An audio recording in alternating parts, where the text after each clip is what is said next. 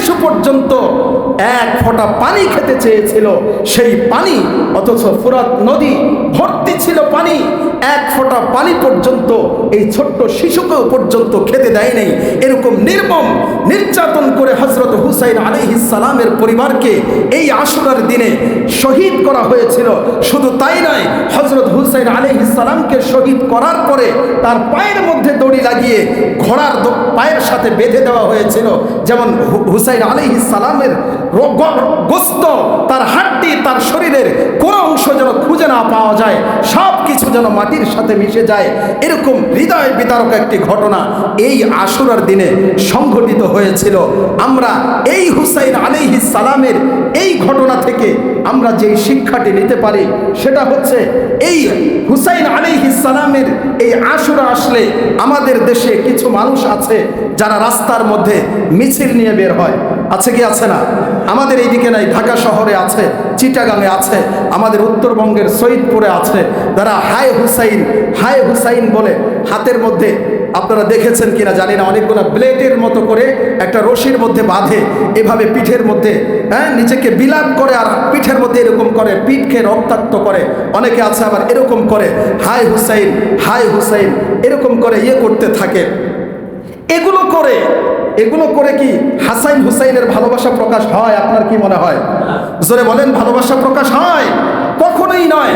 আপনি যদি হাসান আর হুসাইনের ভালোবাসা প্রকাশ করতে চান, তাহলে হুসাইন আলাইহিস সালামকে যেই নীতির কারণে, যেই কারণে শাহাদাত বরণ করতে হয়েছিল, উনি ওনার সিদ্ধান্তে অটল ছিলেন, হকের উপর অটল ছিলেন। মৃত্যু আসবে, এরপরেও হক থেকে পিছপা হব না।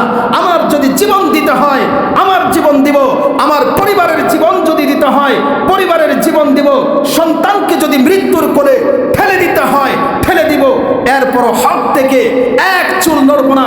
আল্লাহর পয়গম্বরের আদর্শ থেকে এক পাও লড়ব না, আল্লাহর পয়গম্বরের সুন্নত থেকে এক চুল লড়ব না।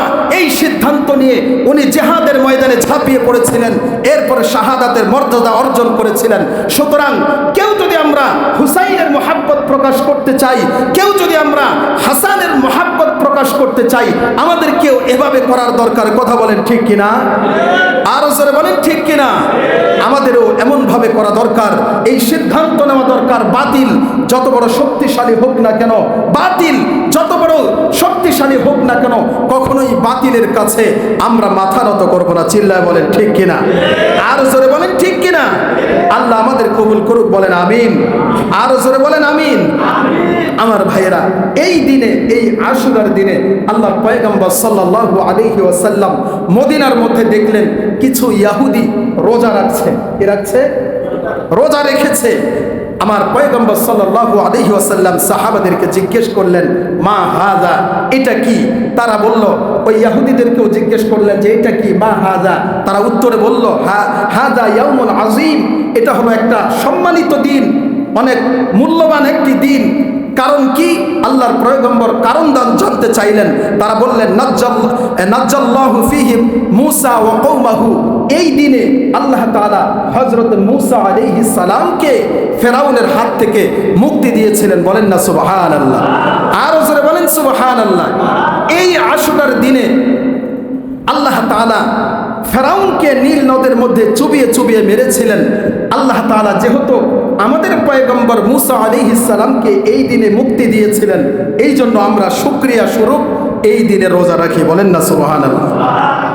আল্লাহর পয়গম্বর তখন তাদেরকে ডেকে বললেন যে, দেখো, মূসা আলাইহিস সালাম তো তোমাদের চেয়ে আমার কাছে আরো নিকটবর্তী, কারণ তিনিও ছিলেন পয়গম্বর, আমিও হলাম পয়গম্বর।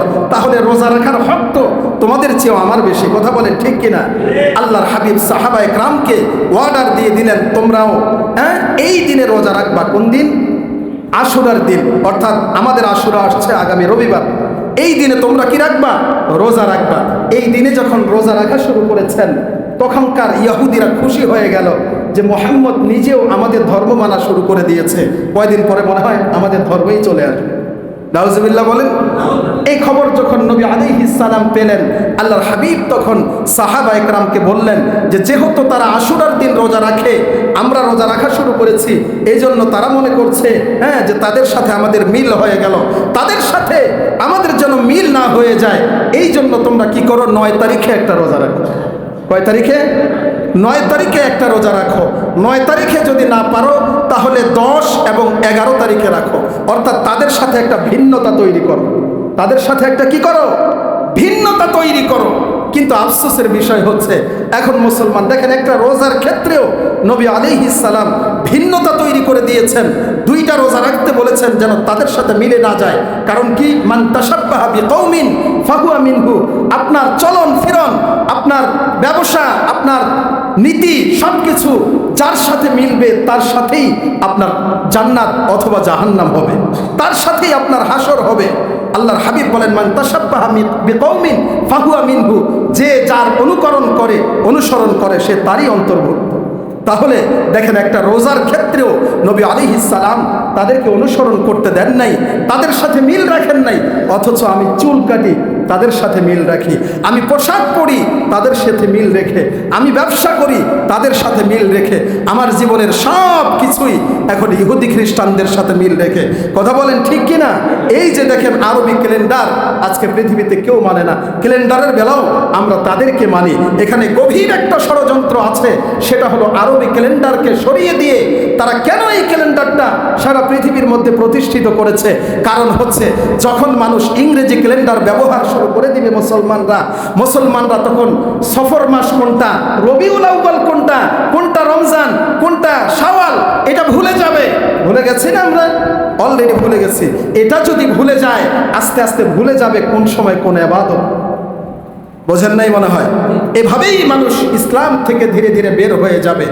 আর তাদের এই পরিকল্পনা অলরেডি প্রায় 90% বাস্তবায়ন হয়ে গেছে। এখন মুসলমানের সন্তান বলতে পারে না এটা কোন মাস, মুসলমানের সন্তান আরবি একটা দিনের নাম বলতে পারে না, মুসলমানের সন্তান আরবি একটা মাসের নাম বলতে পারেন না। কথা বলেন ঠিক কিনা? আমার ভাইরা আসেন, আমার আলোচনা শেষের দিকে। তাহলে এই মুহররম মাস থেকে, এই আশুরা থেকে আমরা আমাদের করণীয় কি, আমাদের বর্জনীয় কি, আমরা কি করতে পারি, অলরেডি আমি সেইগুলো বলে দিয়েছি। এরপরে সংক্ষেপে আমরা আবার শুনে নিব। এই আশুরার মধ্যে আমাদের করণীয় হচ্ছে এই আশুরার মধ্যে 2টা রোজা রাখা। কয়টা রোজা রাখা? হয় 9-10 অথবা 10-11, তবে উত্তম হচ্ছে 9 এবং 10 রাখা। এরপরে এই যে ঘটনা প্রবাহগুলো আপনাদের সামনে তুলে ধরলাম, এই ঘটনাগুলো দ্বারা কি বোঝা যায়? যে বেশি বেশি তওবা করা। কারণ এই দিনে আদমের তওবা আল্লাহ কবুল করেছেন। এই দিনে হযরতে ইউনূস আলাইহিস সালামের দোয়া কবুল করেছেন। মূসা আলাইহিস সালাম আল্লাহর কাছে দোয়া করেছেন, সেই দোয়াও কবুল করেছেন। তাইলে বেশি বেশি কি করা? তওবা করা, আল্লাহর কাছে দোয়া করা। এই 2টা আমল আমরা বেশি বেশি করব ইনশাআল্লাহ। আর এই যে শুধুমাত্র আশুরার এই 2টা রোজা এমনটা না, আমরা চাই যে পুরো মাস আরো অনেকগুলো রোজা